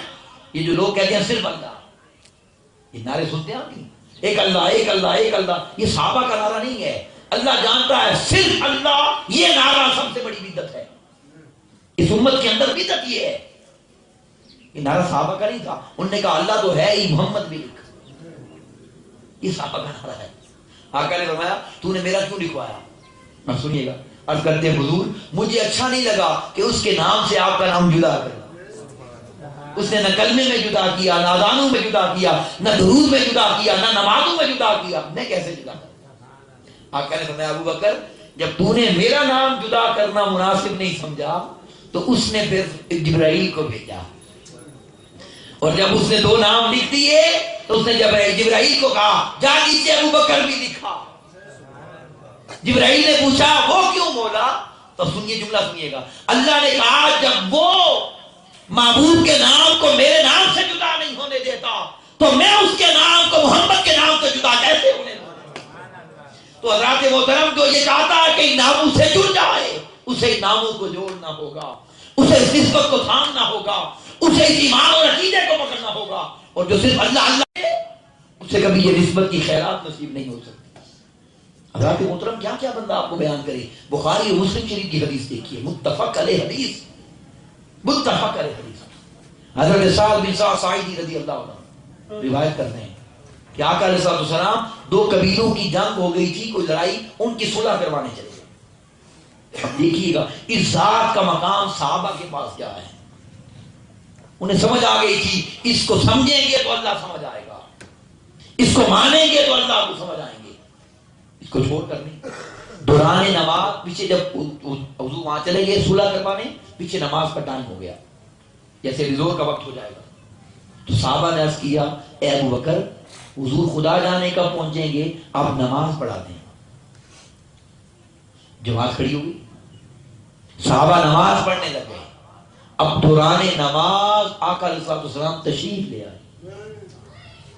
اب ذرا ایک منٹ کے لیے تصور کریں نا، صفیں بنی ہوئی ہیں، صدیق اکبر امام ہیں، سارے صحابہ پیچھے مقتدی ہیں، اور پیچھے سے حضور کی آمد ہو گئی، پیچھے سے آقا کی آمد ہو گئی۔ اب بتائیں کیا کرنا چاہیے؟ نماز ہو رہی ہے، کیا ہونا چاہیے؟ جو بھی آئے گا وہ نماز میں شامل ہوگا، ایسا ہی ہے نا، شامل ہی ہوگا۔ تو شامل کہاں ہوگا؟ امام کے مصلی پر، یا جہاں جگہ ملے گی؟ بولیے، جہاں جگہ ملے گی۔ مگر آقا علیہ السلام آخری صف میں نہیں کھڑے ہوئے، نہیں کھڑے ہوئے آخری صف میں۔ آخری صف میں پہنچے، دو صحابی کھڑے تھے، ان دونوں کو ایسے پکڑ کے رستہ بنایا پیچھے۔ جب وہ دونوں صحابی سائڈ پر ہو گئے تو آقا علیہ السلام اس صف سے آگے نکل، اگلی صف میں آ گئے۔ اب یہ صف پیچھے تھی اور حضور اس صف اور دوسری صف کے درمیان میں تھے۔ یہی بن رہا ہے نا تصور۔ اب یہاں میں ایک جملہ کہنا چاہتا ہوں، کئی لوگ شہنشاہ ایسے ہیں، شہنشاہ، انہوں نے اپنی کتابوں میں لکھا ہے کہ اگر دوران نماز آقا کا خیال آ جائے تو استغفر اللہ نماز ٹوٹ جائے گی، خیال آ جائے، پتہ نہیں کیا پڑھتے رہے وہ۔ اب میں آپ سے سوال کرتا ہوں، جن دو صحابہ کو حضور نے پکڑ کر ہٹایا ہے اور آگے آئے، خیال تو دور رہ گیا، ان کی تو توجہ بھی حضور پر آئی ہوگی، آئی ہوگی کہ نہیں؟ اب آپ نماز پڑھ رہے ہیں، میں آپ کو آگے چھیڑوں تو آپ ایک دفعہ دیکھیں گے کہ نہیں کہ یہ کون ہے؟ دیکھیں گے نا آپ، ایسا ہے کہ نہیں؟ تو ان کی توجہ آئی یا نہیں؟ کیا اللہ معافی دے، انہوں نے غصے سے دیکھا ہو یہ کون آ گیا ہے، اور جب حضور کو دیکھا ہوگا وہ چپ ہو گئے، چپ ہو گئے، حضور آپ ہیں، ٹھیک ہے، بس کوئی اور ہوتا تو زلک پتہ جاتا۔ آپ سمجھ رہے ہیں کہ نہیں؟ اب ان کی توجہ حضور پر ہو گئی، خیال نہیں توجہ ہے، تو کیا ٹوٹ گئی ان کی نماز؟ کوئی بدبخت کی بات کہہ سکتا ہے؟ کیا حضور نمازیں توڑنے آئے ہیں، جوڑنے آئے ہیں؟ ان کی توجہ ہو گئی۔ اب توجہ کیا ہوئی؟ توجہ کی مثال دیتا ہوں۔ اب آقا علیہ السلام اگلی صف کی طرف بڑھے کہ ان کو چیر کے آگے جاؤں، ان کو چیر کے آگے جاؤں، تو ان دو صحابہ نے سوچا کہ یار اگلوں کو کیسے بتائیں کہ حضور آئے ہیں؟ دیکھ لیا ہے نا، توجہ ہو گئی ہے، بلکہ اب یہ سوچنے لگے ہیں کہ اگلوں کو کیسے بتائیں۔ اب بول تو سکتے نہیں تھے، نماز میں کھڑے تھے، اللہ جانتا ہے، بخاری شریف کی حدیث ہے، وہ دونوں صحابی اپنے ہاتھ پہ ایسے نا الٹے ہاتھ ایسے کھڑے تھے، تالیاں بجانے لگے ایسے الٹے ہاتھ۔ اب اگلوں نے سوچا یہ پیچھے کیا رولا پڑ گیا، نماز میں کھڑے اس طرح کی شور پڑ جائے بندہ پریشان ہوگا کہ نہیں؟ انہوں نے سوچا یہ کہ اب اتنے حضور نے جب ہٹایا، ان کی نگاہ پڑی، ان کو سمجھ آ گیا اچھا یہ تو حضور آئے، یہ تو حضور آ گئے ہیں، وہ بھی بجانے لگے کہ اگلوں کو پتا چلے۔ اب وہ ایسے تالیاں بجاتے گئے، اب ذرا 5-6 بندے ایسے بجاتے جائیں نا، کیا منظر ہوگا؟ منظر کیا ہوگا ذرا سوچیں۔ تالیاں بجتی گئیں، صفیں کھلتی گئیں، صفیں کھلتی گئیں، جو دیکھتا وہ بھی بجانے لگا، یوں تالیاں بجتی گئیں۔ بخاری شریف ہے، اور آقا علیہ السلام پہلی صف میں پہنچ گئے۔ یہ نماز ہو رہی، اللہ کی نماز ہو رہی ہے، نماز ہو رہی ہے اللہ کی، پہلی صف میں پہنچ گئے۔ اب دیکھیے جو جملہ میں کہتا ہوں، میں اکثر یہ کہتا ہوں کہ کاش اس کا جواب مل جائے کہ یہ جتنی بھی احادیث ہے نا اس مضمون پر، یہ مضمون، اس میں مجھے یہ نہیں ملا کہ صفیں کتنی تھی اس دن، صفوں کی تعداد نہیں ملی، ایک صف تھی، 2 تھی، 3 تھی، 4 5 10 تھی، یہ نہیں ملا، مگر اس کا جواب میرے دل نے مجھے ضرور دیا ہے کہ یہ جو نماز تھی یہ مدینے میں تھی، یہ مکے میں نہیں تھی، اور مدینے میں صفیں کون گن سکتا ہے؟ وہاں تو پورا شہر پیچھے کھڑا ہوتا تھا، جتنی صفیں تھی ساری چیز کے آگے نکل گئے۔ اب ذرا صحابہ کا ایمان دیکھیں اور حدیث کا جملہ سنیں۔ صحابہ لکھتے ہیں جب حضور ابو بکر کے پاس پہنچ گئے نا پیچھے پہلی صف میں، تو صحابہ لکھتے ہیں کان ابا بکری لم یلتفت فی الصلاۃ. ابو بکر اتنی پیاری نماز پڑھتے تھے، اتنی توجہ سے نماز پڑھتے تھے، قیامت آ جائے، آندھی طوفان زلزلے آ جائیں، وہ ان کو خبر ہی نہیں ہوتی تھی. لم یلتفت، ہرگز توجہ نہیں کرتے تھے، ہرگز. یہ حدیث ہے، اور اسی جملے کے آگے جو صحابہ نے جملہ لکھا ہے وہ بھی سن لیں. فرماتے ہیں کبھی توجہ نہیں کرتے تھے، مگر فلما رأى رسول اللہ، جب صدیق اکبر نے حضور کو دیکھ لیا.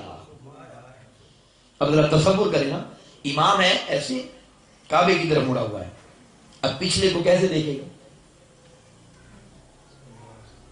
بولیے نا، کیسے دیکھے گا؟ مڑ کے ہی دیکھے گا نا، ایسے پیچھے مڑے گا تو کوئی سمجھ آئے گی. ایسا ہی ہوا نا. تو صحابہ لکھ رہے ہیں فلما رأى رسول اللہ، صدیق اکبر نے مڑ کے حضور کو دیکھ لیا. اب یہ ذرا اس جملے میں بڑا ایمان ہے، بڑا ذوق ہے کہ لاکھ دفعہ بھی سنے تو ذوق بڑھتا ہی ہے. وہ کیا؟ حضور شیخ الاسلام فرماتے ہیں اس حدیث کی تشریح میں کہ لوگوں، صحابہ تو لکھتے ہیں کہ ابو بکر کبھی نہیں مڑتے تھے، لم یلتفت، کبھی نہیں مڑتے تھے، تو آج کیوں مڑے؟ آج کیوں مڑے؟ اس کا ایک ہی جواب ہے، اور وہ جواب یہ ہے، میرے قائد حضور شیخ الاسلام فرماتے ہیں خدا جانے اس دن کتنی تالیاں بج گئی ہوں گی. ایک دو ہوتی تو نہ مڑتے، تین چار ہوتی تو نہ مڑتے، اور شاید سارے نمازی بجانے لگ گئے تھے. اور اتنی بج گئی تالیاں کہ صدیق اکبر کے دل نے بھی کہا کہ اتنا استقبال کسی اور کا نہیں ہو سکتا، لگتا ہے محبوب کی آمد ہو گئی ہے. تو اتنی شدت کی تالیاں سن کر صدیق اکبر کو بھی مڑنا پڑا. مڑا تو دیکھا محمد مصطفیٰ ہے. اب کہتے ہیں حضور آپ آ گئے، آگے آ جائیے. منہ سے نہیں بولے، مصلی چھوڑ کے پیچھے آ گئے، اشارہ کیا حضور آپ آگے آئے، اشارہ کیا. اب جانتے ہیں حضور نے کیا کہا؟ کھڑا رہے، پڑھا تو اثبت مکانک، میں تیرے پیچھے پڑھوں گا آج. ذرا تصور کریں، مصطفیٰ کا امام کون بن سکتا؟ مقام دے دیا، چل تو پڑھا آج، میں تیرے پیچھے پڑھتا ہوں. ٹھیک ہے یہ بات. اب یہاں میں ایک جملہ اور کہہ دیتا ہوں، ایک جملہ اور کہہ دیتا ہوں. اگر پیچھے ہی پڑھنی تھی تو پچھلی صف میں کھڑے ہو جاتے، یہ ساروں کی نمازوں کے گزرنے کی کیا ضرورت؟ مگر نہیں، وہ جانتے تھے کہ آگے جا کے ہونا کیا ہے. حکم دے دیا. حدیث پاک کے لفظ ہیں، صدیق اکبر پہلے جملہ سن لیں، اگر آپ کعبے کی طرف منہ کی نماز پڑھ رہے نا ایسے، اور اگر آپ کا یہ سینہ کعبے سے پھر جائے ایسے، تو نماز ٹوٹ جاتی ہے. اور اگر امام کی ٹوٹ جائے تو پچھلوں کی بچے گی؟ بولیے، نہیں بچے گی نا پچھلوں کی. تو اب کیا ساروں کی ٹوٹ گئی اس دن؟ اس دن تو کسی کی نہیں ٹوٹی. یہی تو راز ہے جو سمجھنے والا ہے. کیوں نہیں ٹوٹی؟ یہ کام کسی کے لیے بھی کریں ٹوٹ جائے گی، مگر ان کے لیے کریں پھر نہیں ٹوٹی. یہی تو میں نے بنیاد رکھی تھی. اس نے اور نہیں رکھا. اگر اور ہوتا تو اللہ کی نماز میں کسی اور کے ادب کی گنجائش نہ ہوتی، کسی اور کی توجہ کی گنجائش نہ ہوتی. نماز اللہ کی ہوتی رہی، ادب مصطفیٰ کا ہوتا رہا. تو دونوں کا ادب کیونکہ ایک ہی ہے، اس لیے نماز نہ ٹوٹی. دونوں کا ذکر ایک، دونوں کا ادب ایک، دونوں کی توجہ ایک، دونوں کی نسبت ایک. کعبے پھر گئے، توجہ پھر گئی، نماز نہیں ٹوٹی. کیونکہ اس سے پڑھیں یا اسے پڑھیں، بات ایک ہی ہے. یہی تو سارا حقیقت ہے سمجھنے والی. اب حضور نے فرمایا کوئی بات نہیں، بغیر پڑھا نہیں پڑھائی. عرض کرتے ہیں حضور میں کیسے آپ آ جائیں؟ اب یہ بول نہیں رہے، اشارے ہو رہے ہیں. باقی ساری نماز حضور نے خود پڑھائی صلی اللہ علیہ وسلم. اب یہاں ایک منٹ کے لیے رک جائیں. مجھے ایک ہمارے بڑے محبت کرنے والے ہیں، انہوں نے مجھے کہا تھا کہ علم غیب پہ گفتگو کریں. میرے توجہ چونکہ اس مضمون پر تھی، لیکن میں اسے بیچ میں لانا چاہتا ہوں. اب مجھے بتائیں نا، اب حضور کو کیا پتا کہ ابو بکر نے کتنی رکعتیں پڑھائی ہیں؟ بولیے، ابھی آئے ہیں موبائل سے، نہیں نہ پتا. بولیے نا، کسی کو پتا؟ اب حضور نے باقی نماز خود پڑھا دی. نہ حضور نے پوچھا ابو بکر کتنی رکعتیں ہوئی ہیں، نہ ابو بکر نے بتایا کہ سونے اتنی ہوئی ہیں. اب بھی کسی کو علم غیب کی سمجھ نہ آئے تو پتہ نہیں اس کو کب سمجھ آنی ہے. صدیق اکبر نے نہیں کہا کہ حضور 2 ہو گئیں 2 رہ گئیں. نہ حضور نے پوچھا کیونکہ حضور تو پتہ ہی ہے نا، صدیق اکبر کا عقیدہ بھی یہ تھا کہ میں بھول سکتا ہوں کہ کتنی بڑائی ہے، مگر انہیں تو سب پتا ہے کہ کتنی بڑائی ہے۔ ساری نماز حضور نے پڑھا دی۔ اب جب نماز ختم ہو گئی، حضور نے کہا ابو بکر ذرا یہ قریب آنا، میرے پاس آ جا، آگے پاس۔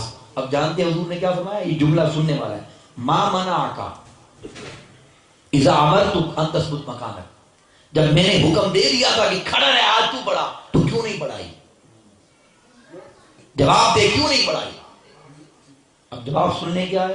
عرض کرتے ہیں ما کانا لابن ابی قحافہ، اللہ جانتا ہے یہ جو باپ دادے کا نام دیا جاتا ہے نا، یہ عزت اور مقام کے لیے دیا جاتا ہے۔ میں کہوں نا میں فلاں ہوں، آپ کہیں گے کون ہے بھائی تو؟ میں کہوں گا میں فلاں کا پتر ہوں، فلاں میرا چاچا ماما دادا ہے، تو یہ نام ہوتا ہے پہچان اور معرفت اور مقام دکھانے کے لیے۔ انہوں نے نام لیا ما کان علی ابن ابی قحافہ، سونیا ابو قحافہ کا بیٹا اتنا بڑا تو نہیں ہے، نہ ابو قحافہ کی یہ مجال نہ میری مجال، ایو صلی بین یدی، سونیا آپ کے آگے کھڑا ہو جاؤ، اتنی بڑی بے ادبی میں نہیں کر سکتا، اتنی بڑی بے ادبی نہیں ہو سکتی۔ حضور خاموش ہو گئے، مسکرا پڑے۔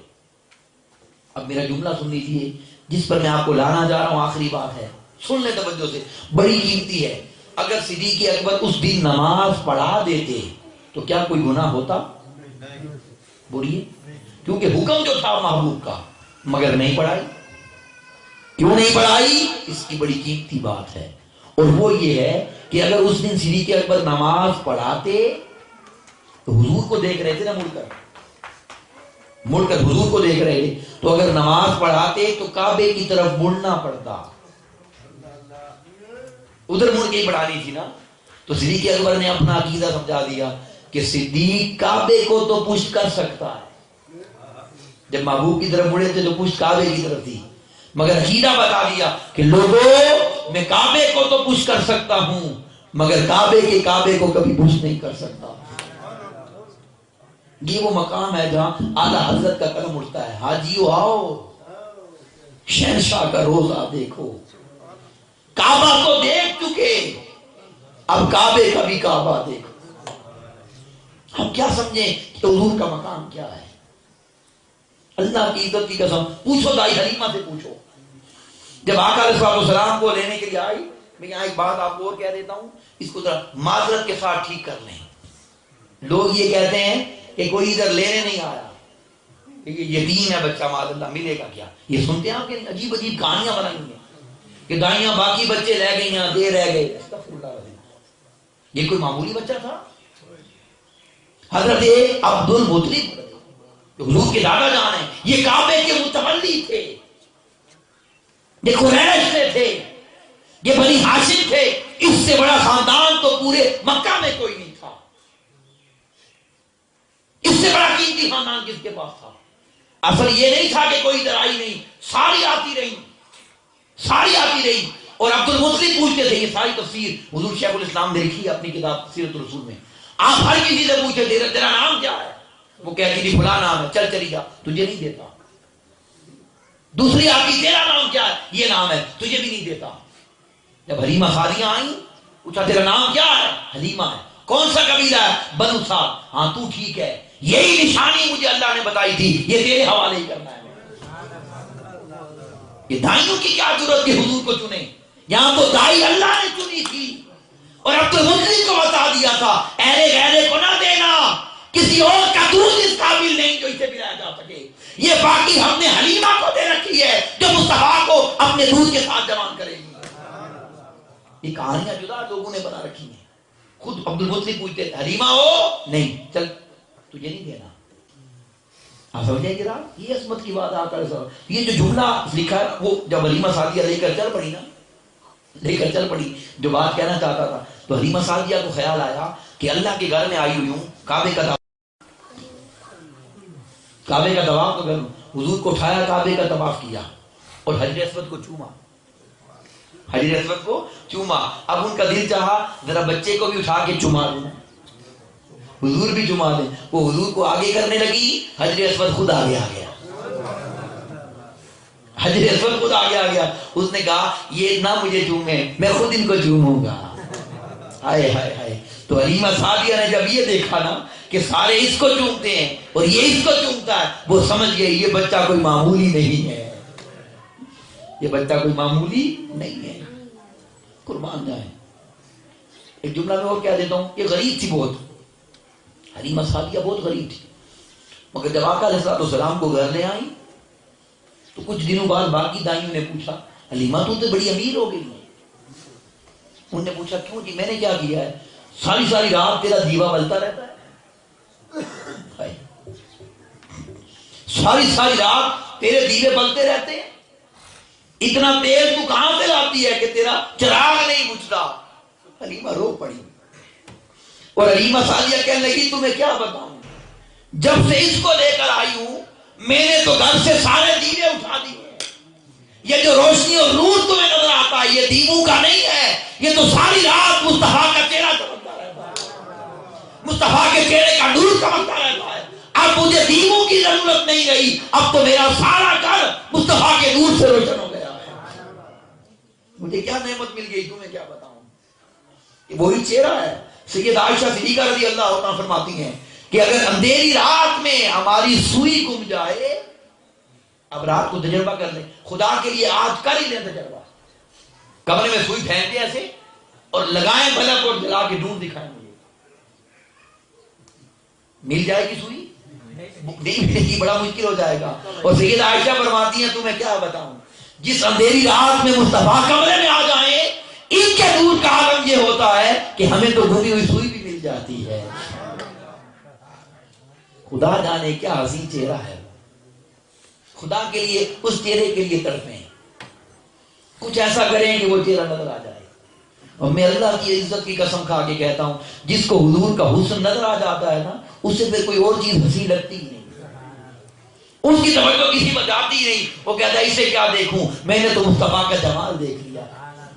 اور یہ ہم کیا کہہ سکتے ہیں، یہ اعلان تو اللہ نے کیا ہے، الم یجدک یتیما فآویٰ، اے محبوب جب تجھے بنایا تو تو اتنا سونا تھا کہ میں نے کہا باقی ساری دنیا تیرے لیے ہوگی، تو میرے لیے ہوگا، تو اتنا حسن ہے بڑا، وہ ہے۔ اس کو سیدی اعلیٰ حضرت کہہ رہے ہیں حاجی آؤ، یہ میں کام کی بات بتاتا ہوں، شاید میں نے ایک آدھ بار یہاں کی ہے، زیادہ نہیں کی، اگر کسی نے یاد ہو تو اچھی بات ہے ورنہ اسے مضبوط یاد کر لیں۔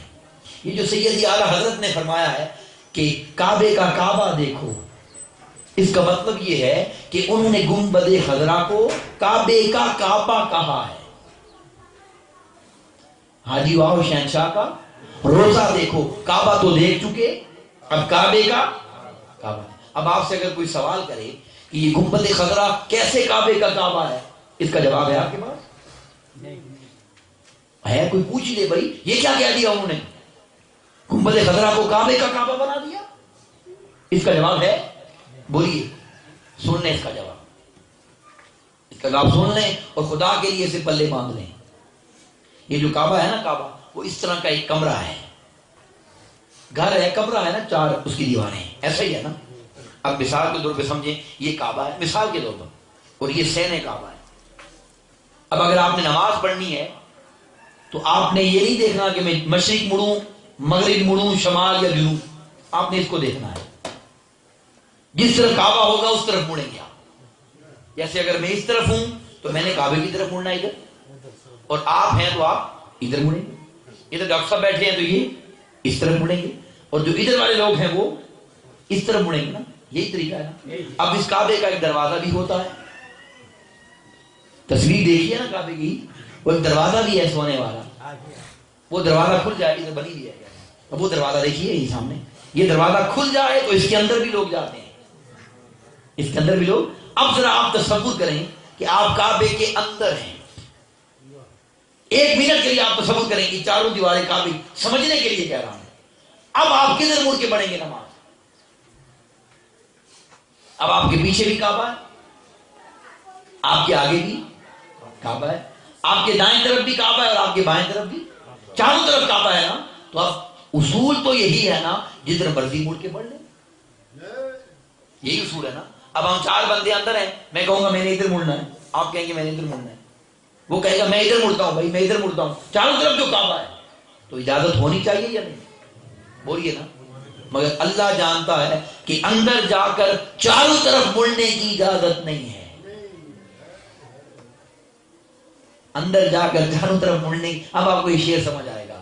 وہ کہتا ہے لوگوں جب میرے گھر سے باہر ہوتے ہو نا تو منہ میرے گھر کی طرف کیا کرو, منہ میرے گھر کی طرف کیا کرو, اور اگر کبھی میرے گھر کے اندر آ جاؤ تو پھر منہ میرے یار کے گھر کی طرف کیا. اندر جا کے چاروں طرف نہیں مڑ سکتے.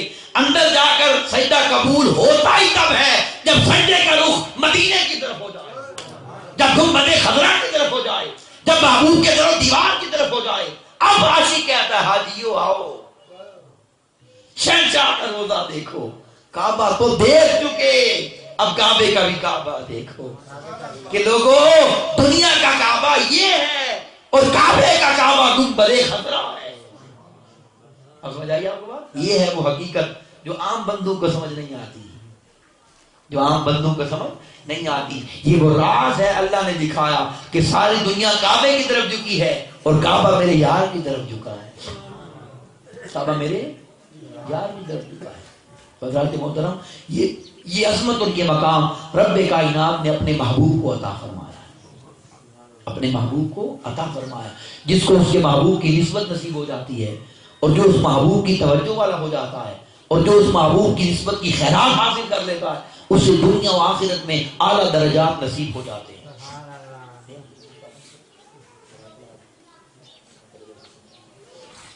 آپ سمجھے بات. حضرات محترم آقا علیہ السلام کی ذات اور حضور کی شان اور حضور کا مقام تو بڑا اعلیٰ ہے, بڑا اونچا ہے. جو آقا علیہ السلام کی نسبت والا ہو جاتا ہے رب کائنات تو اس سے بھی کئی عظمتیں عطا کر دیتا ہے. یہ جو مہینہ ہے نا ربیع الثانی شریف ہے یا نہیں, ربیع الثانی شریف, اس ربیع الثانی شریف کی نسبت حضور سیدنا غوث العظم دستگیر کے ساتھ ہے. ایک بڑا قیمتی واقعہ آپ کو سنا دوں اور اس کا حقیقت بھی آپ کو بتا دوں. یہ جو آپ کا مشہور ہے نا 11ویں شریف, مشہور ہے یا نہیں؟ لوگ پوچھتے ہیں یہ 11ویں کہاں سے ثابت ہے. میں اس پہ دو باتیں کہنا چاہتا ہوں. حضور سیدنا غوث العظم دستگیر ساری زندگی 11ویں کے دن محفل کرتے تھے. ٹھیک ہے, ہم ان کی نسبت ان کی یاد میں کرتے ہیں, مگر میں خاص باتیں کہتا ہوں. آپ کی زندگی میں 11 کا عدد بڑا مشہور تھا. کئی کرامات آپ سے ایسی ہوئی جن کی نسبت 11 کے ساتھ تھی, اس لیے اسے 11ویں کہا جاتا ہے. میں ایک بڑی نسبت بتاتا ہوں. آپ ایک دریا سے گزرے, ایک مائی بیٹھی رو رہی تھی, مائی بیٹھی رو رہی تھی. آپ نے پوچھا کیوں روتی ہے؟ کہنے لگی 11 سال پہلے میرے بیٹے کی بارات گئی تھی. 11 سال, یہ 11 کی نسبت ہے. وہ جہاز پورا ڈوب گیا تھا, بس اس کی یاد میں روتی ہوں. ترس آ گیا نا, ترس آ گیا. آپ نے کہا اچھا چل گھبرا نہیں. اشارہ کیا, 11 سال پہلے ڈوبا ہوا بیڑا, پوری بارات اس کا بیٹا اور دلہن نکال کر کنارے میں کھڑی کر دیا. 11 سال پہلے. یہاں سے آپ کی 11ویں مشہور ہوئی ہے. آپ ایک دن کے مردے کو نہیں اٹھا سکتے, اور جو 11 سال پہلے پوری بارات غرق کر گئی ہو, جو اس کو نکال دے اسے دنیا 11ویں والا نہ کہے تو کیا کہے. آپ سمجھ رہے ہیں؟ وہ دولہا جب باہر نکلا اس کو ماں نے بتایا ان سے مل, تو 11 سال پہلے مر گیا تھا تو یہی نے زندہ کیا ہے. اس کی نسبت سے تو آیا ہے, قدموں میں گر گیا. کہتا ہے سرکار نوکر رکھ لیں, سرکار مجھے نوکر رکھ لیں. آپ نے بیعت کر کے ساتھ رکھ لیا, وہ آپ کا خادم بن گیا. ایک دن آپ وضو کر رہے تھے نا, اب اس نے تو ادب کرنا ہی تھا جو 11 سال بعد دوبارہ جیا ہے. ایک دن آپ وضو فرما رہے تھے اور وضو فرما کر ایسے ہاتھوں سے پانی پھینکا نا بازو پر, تو قطرے ٹپکے, اور وہ قطرے جب ٹپک رہے تھے اس نے نیچے چلو رکھ لیا. وہ قطرے اس نے اٹھائے اور وہ پی لیا. حضور غوث العظم دستگیر نے پوچھا یہ کیا پیا ہے, تو نے کیوں پیا ہے؟ کہتا ہے حضور برکت کے لیے پیا ہے. اب جملہ سنیے گا. حضور سیدنا غوث العظم دستگیر نے فرمایا تو نے جتنے قطرے پیے ہیں نا, یہ جملہ سن لیں, تو نے جتنے قطرے پیے ہیں اتنے 100 سال اللہ تجھے زندگی دے گا. اتنے 100 سال, ایک قطرے کے بدلے 100 سال. وہ زندہ رہا, کافی عرصہ زندہ رہا. اور آپ کو ایک بات بتاؤں, ہم لوگ ایسے ہی نا بس دنیا دار میں ہم پتہ ہی نہیں ہے. وہ ہے نا یہ حضور سیدنا غوث اعظم دستگیر کا یہ مرید، اس کا مزار پاکستان میں ہے. یہ جو مرید ہے یہ دولہ، اس کا مزار کہاں ہے بولے؟ اور بتا دوں کہاں ہے؟ دور بھی نہیں ہے، یہ گجرات میں ہے. یہ آپ کے گجرات میں ہے، یہ جو گجرانوالہ سے پیچھے گجرات وزیر آباد کے پاس. اور نام بھی آپ کو پتا ہے، مگر آپ نے نام تھوڑا بدل دیا ہے. ماڈرن ہو گئے نا ہم لوگ، ہم نے نام بدل دیا ہے تاکہ آہستہ آہستہ یہ کرامتیں ہی مٹ جائیں. اتنی بڑی سازش ہے ان کی. یہ جو آپ نام لیتے ہیں نا شاہ دولہ، یہ شاہ دولہ نہیں ہے، یہ ان کے دربار میں لکھا ہوا ہے شاہ دولہ. یہ اصل میں دولہ ہے، وہ دولہ. اور اللہ جانتا ہے، مجھے اللہ کی قسم، دربار جن نے دیکھا ہے وہ گواہی دیں گے، پورا نام لکھا ہے شاہ دولہ دریائی. اور لوگوں دریائی دولہ، جسے 11 سال بعد غوث اعظم نے نکالا تھا. ہم نے نام بدل دیا شاہ دولہ. ہم نے نام اس لیے بدل دیا کہ آہستہ آہستہ یہ کرامتیں ہی مک جائے، ختم ہو جائے. یہ نام کیا ہے بولیں؟ شاہ دولہ دریائی. کبھی جائیں گجرات تو دیکھ کے آئیں، غوث اعظم کے دولے کو آج بھی دنیا نے دولہ بنایا ہوا ہے. یہ قیامت تک دولہ ہی رہے گا. اس کے آج بھی میلے لگے، آج بھی بارات ہے، آج بھی شادی، آج بھی ولیمہ ہے. آپ سمجھ رہے بات؟ یہ شان ہے، یہ عظمت ہے حضور سیدنا غوث اعظم دستگیر کی. تو اس مزار پر ضرور حاضر دیں، بڑی قیمتی مزار ہے. یہ میں اولیاء کرام کی ایک دو باتیں آپ کو اور کہہ دوں. ہم لوگوں نے کبھی غور نہیں کیا ان پر. یہ جو دریائے راوی ہے، راوی، اس کا نام راوی کس نے رکھا پتا ہے آپ کو؟ بولے نہیں پتا نا. جو میرا خیال ہے دل میں 10 بار اس کے اوپر سے گزرتے ہیں ان کو بھی شاید پتا نہ. غور جو نہیں کیا، غور اس لیے نہیں کیا کہ ہمیں ضرورت ہی نہیں چیزوں کی. یہ میں آپ کو بتا دوں، سننے پلے والے حضور خواجہ اجمیر، خواجہ معین الدین چشتی اجمیری رحمۃ اللہ تعالی جب بغداد شریف سے تشریف لائے تھے نا، یہاں چلہ کاٹا تھا. حضور داتا سرکار کی قدموں میں چلہ بنا ہوا ہے کہ نہیں مکمل، اور یہاں چلہ کاٹا تھا. تو آپ اپنی روحانیت کی زور میں اس دریائے راوی پر سے پیدل گزرے تھے. جیسے ہم زمین پہ چلتے ہیں، آپ پیدل چلے تھے. تو آپ نے دریا کو پوچھا تھا، کچھ لوگ ساتھ تھے، آپ نے اس سے پوچھا تھا، بول میرے سے پہلے بھی تیرے اوپر کوئی مرد چلا ہے ایسے؟ مردوں کے کام، یہ زنانیوں کے کام تو نہیں. چلا ہے تیرے اوپر کوئی مرد؟ اس نے کہا ہاں آپ دوسرے ہیں، پہلے بھی ایک چلا ہے. آپ نے فرمایا وہ کون تھا؟ کہتا وہی جس کے پاس جا رہے ہیں داتا گنج بخش علی اجمیری. اب آپ نے فرمایا سنیے اس کی بات، لوگوں سے کہا سنا ہے اس کی جواب سنا ہے؟ جی حضور سنا ہے. یہ راوی ہے. تب آپ نے کہا یہ راوی ہے، یہ تو اولیاء کی روایت بیان کر رہا ہے. راوی کسے کہتے ہیں؟ حضرت ابو ہریرہ راوی ہیں کہ حضور کی روایت بیان کی. سمجھ گئے بات؟ یہ راوی ہے، یہ حضور کی روایت بیان کرتا ہے. اب میں آپ کو یہ بات میں نے بتا دیا نا. اب کبھی اگر لاہور جانا نصیب ہو تو اس تصور میں اس کے اوپر سے گزرے گا. اللہ جانتا ہے وہ لطف کو قرار ملتا ہے، انسان کا ایمان ہی تازہ ہو جاتا ہے. یہ راوی ہے اور یہ روایتیں بیان کرتا ہے. ایسا ہی ایک دفعہ ایک واقعہ ہوا. ایک شخص مجھ سے سوال کر رہا تھا آقا علیہ الصلوۃ والسلام کے حاضر و ناظر پر. تو وہ جتنی بار حضور کا نام لیتا تھا وہ حضور کہتا تھا. کیا کہتا تھا؟ حضور. تو میں نے اس سے کہا یار اللہ کی کتنی بڑی شان ہے کہ تو مانتا نہیں ہے مگر اللہ تیری زبان سے بھی کہلوا رہا. اس نے کہا کیا مطلب؟ میں نے کہا حضور کا مطلب کیا ہوتا ہے؟ یہ مفعول کے وزن پر ہے، جو حاضر ہو. میں نے کہا تو کہتا تو جا رہا ہے جو حاضر ہو، جو حاضر ہو، جو حاضر ہو، اور مانتا نہیں ہے. یہ اس کی شان ہے. آپ سمجھ رہے بات کہ نہیں؟ زبان سے کہہ رہا ہے، مان نہیں رہا. تو اللہ کوئی مانے یا نہ مانے اپنے محبوب کی شانیں ہر کسی سے منوا لیتا ہے. کسی کا ایمان اور یقین ہو یا نہ ہو، وہ اپنے محبوب کی شانیں ہر کسی کی زبان پہ جاری کر دیتا ہے. تو حضرات محترم، یہ جو تحریک منہاج القرآن ہے اور قائد حضور شیخ الاسلام ہے ڈاکٹر محمد طاہر القادری مدد اللہ علیہ، اللہ جانتا ہے کہ ان کی ساری کوشش اور ساری کاوش اور ساری جد و جہد اسی کام کے لیے ہے کہ دنیا محبوب کی شانیں بیان کرنے والی بن جائے، اور دنیا محبوب کی شانوں کو ماننے والی بن جائے، اور دنیا محبوب کی عظمت کو ماننے والی بن جائے، اور ہر کوئی مصطفیٰ کا دیوانہ، مصطفیٰ کا عاشق ہو جائے. حضرات محترم یہ وجہ ہے کہ وہ لاہور میں جہاں پر ارشد بھائی کے گھر میں بھی لیڈیز کا، خواتین کا ہلکا درود و سلام ہوتا ہے، ایسا ہی ہے نا؟ یہ کون سے دن ہوتا ہے؟ جمعے کے دن، مردوں کا بھی لیڈیز کا بھی۔ تو آپ لوگ صرف جمعے کے دن ہی تھوڑی کوشش کر کے یہاں آ جایا کریں اور 10 15 20 منٹ بیٹھ کر محبوب پر درود و سلام پڑھ لیا کریں۔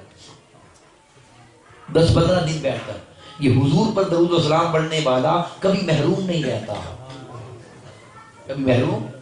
وقت تو کافی ہو گیا ہے، میں صرف ایک بات کہہ دیتا ہوں، اس پہ بات ختم کر رہا ہوں۔ قیامت کا دن ہوگا، اگر تصور کریں، یہ 1.25 نیزے پر سورج ہوگا، ہر بندہ کانوں تک اپنے پسینے میں ڈوبا ہوا ہوگا، ہوگا یا نہیں؟ بولے نا، ماں باپ بہن بھائی دوست رشتہ دار کوئی کسی کو پہچانے گا ہی نہیں، نفس نفسی ہوگی۔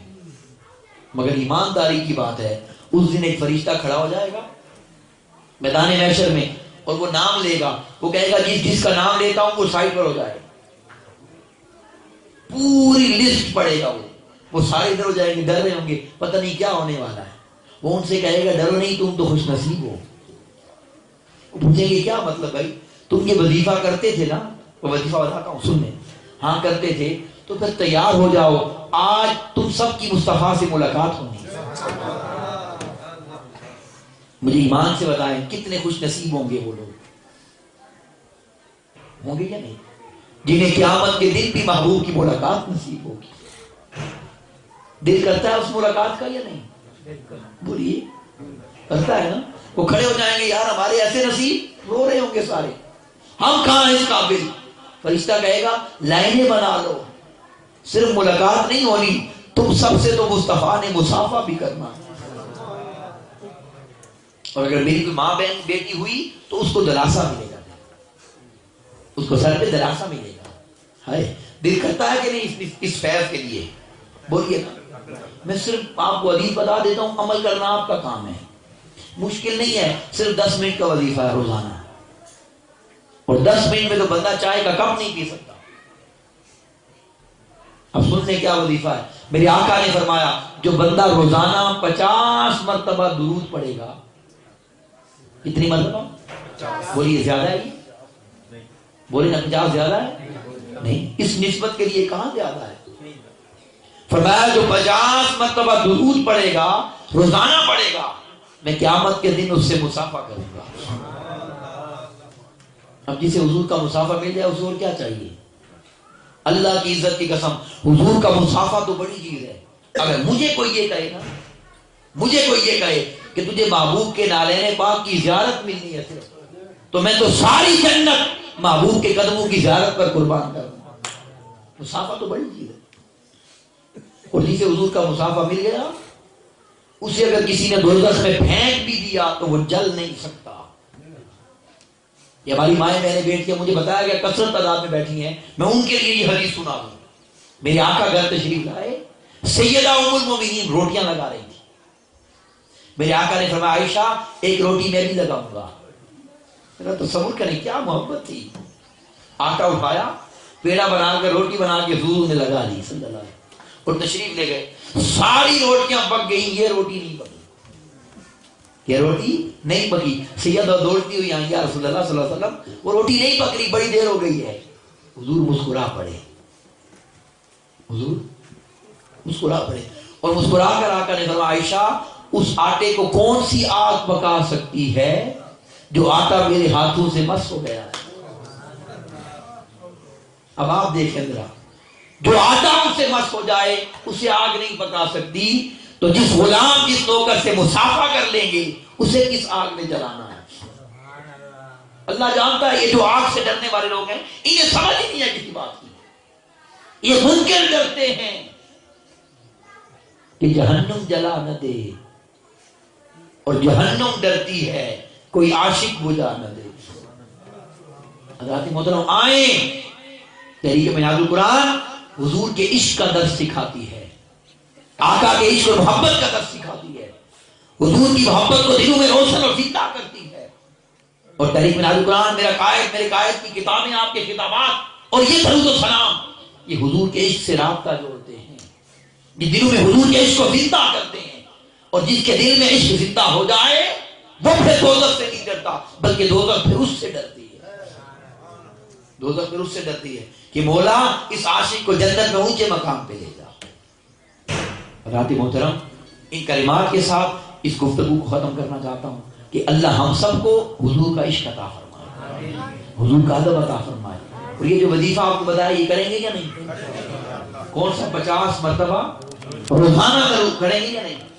اسی میں سے جب جمعے کا دن آئے تو یہاں آ کر ان کے گھر میں بیٹھ کے پڑھ لیا کریں، جب جمع ہو کے پڑھیں گے اس کی برکت بڑھ جاتی ہے، اس کی برکت بڑھ جاتی ہے۔